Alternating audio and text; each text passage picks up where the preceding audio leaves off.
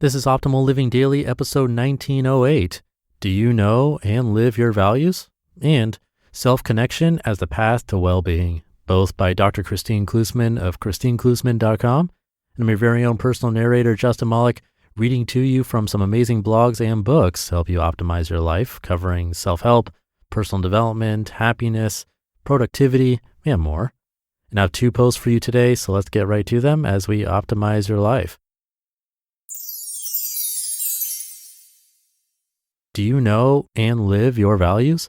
By Dr. Kristine Klussman of KristineKlussman.com. As a society, we constantly talk about our values as if we as individuals, or we as a country, actually know what those values are. If you had to take a pop quiz right now that asked you to name your top 3 values in life, would you have your answers ready? In my experience, most people confronted with the question feel quite unsure of their response, that they are forgetting something or maybe misprioritizing in what feels like a snap judgment. Rarely do people take the time as adults to thoughtfully inventory their values and identify the ones that matter most to them. And even more rarely do people align their daily life activities with their most cherished values. Achieving this rare and exquisite alignment of values and actions is the goal of true connection. What are your values? What we claim in conversation or debates as our values can often be quite out of step with who we are today. Our stated values probably include things we've inherited from our parents, spouse, teachers, and mentors, as well as things that we think we should stand for, but that don't necessarily reflect our real priorities. Or they may just be relics from another time when that was the most important thing to you in life, and you now have different priorities. Just taking the time to collect, examine, and reflect on your own true values as you feel them today is a tremendously rewarding exercise that can give you greater clarity of purpose and a more useful understanding of yourself and your needs. Self-knowledge is power. When you know what matters to you, you're better able to make choices that honor your priorities and avoid those that don't. And as you might expect, research shows that taking that next step, actually living and working day to day in accordance with our values, is correlated with even greater levels of satisfaction and well-being. How do you find your values? Writing things down is incredibly helpful for flushing out our unarticulated thoughts and feelings and giving us the opportunity to consider them. And it's one of the best methods to start identifying your values. Try setting aside 30 to 45 minutes to focus. No smartphone, no computer, no TV or music on in the background. Start by writing all the different things that matter to you in life and don't hold back. You want to list everything that occurs to you as important. Need some examples? Family, honesty, financial success, empathy, creativity, freedom, safety, fairness, achievement. There are as many values as there are people on earth. Live Bold and Bloom's site lists more than 400 to get you started. Once you run out of ideas for your values, look at your list and look for themes or patterns in your answers. You may find that some items are more specific examples of another value. For example, honesty might be considered part of integrity. Condense thematic families of values if you can. Once you've consolidated the list according to any themes, ask yourself honestly, which of these are the most important to you? Identify your top 3, the things that matter most. It won't be easy, but by winnowing down your list to the 3 most important, you are able to understand the areas of your life you are least able to ignore or compromise in.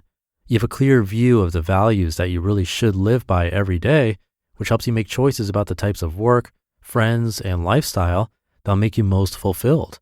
And you have thoughtfully and respectfully ranked your values so that when 2 or more of your values conflict, as will inevitably happen at some point, you know where your highest priorities lie, and you can more easily make the right choice for you. Your top values will almost certainly change over time as your circumstances and experiences change. There's no shame or pathology in this.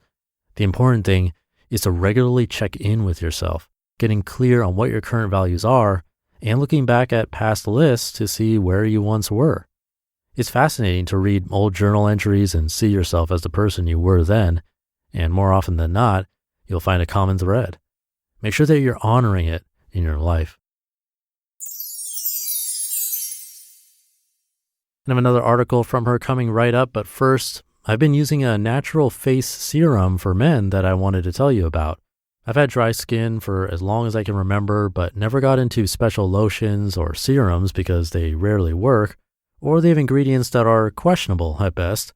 I came across Caldera Labs' The Good, which is appropriately named. It was named by GQ as the best natural face serum for men and made from 27 active plant botanicals. This is non-toxic, 100% from plants.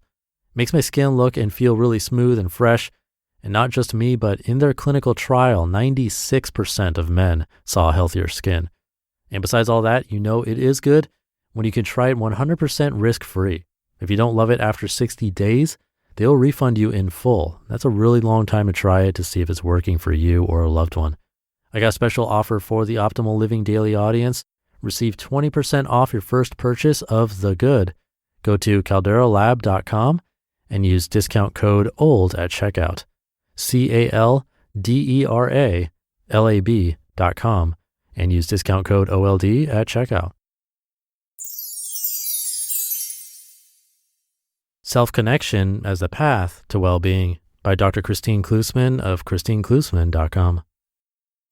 Connection theory is the idea that by focusing on cultivating connection rather than happiness, mindfulness, resilience, or any other single concept, we naturally build lives rich with meaning and satisfaction. Our research lab recently had some exciting findings that speak directly to this core message.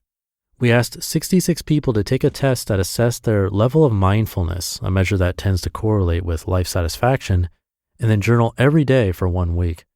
Half the group was asked to write about things that had happened that day, and the other half was asked to write about aspects of their day that related to self-connection. At the end of that week of journaling, and again 1 month later, we had all the subjects take mindfulness tests again. What we found. The results at the end of the week of journaling were not particularly promising. We found no real change in either group's level of mindfulness. 1 month later, the group who just journaled about their days still saw no change, but the people who had journaled about self-connection tested significantly higher on mindfulness than before they'd started the study. What does this mean? Well, it supports our hunch that using connection as a lens for our lives tends to promote good things. All these people were doing was setting an intention to focus on self-connection and then directing their attention to the question of whether they felt connected to self during their day. Intention plus attention plus one simple question. Doing this for just 1 week helped our study participants boost their mindfulness a month later. What other measures of well-being might this practice help improve? What would happen if people journaled for longer than a week or focused on their connection to others or to work as well as self-connection? We can't wait to find out the answers to all of these questions and more. You just listened to the posts titled, Do You Know and Live Your Values? And Self-Connection as the Path to Well-Being, both by Dr. Kristine Klussman of KristineKlussman.com. Then I'll keep this ending nice and short for you today. Have a great rest of your day, and I'll see you in the Wednesday show tomorrow, where your optimal life awaits.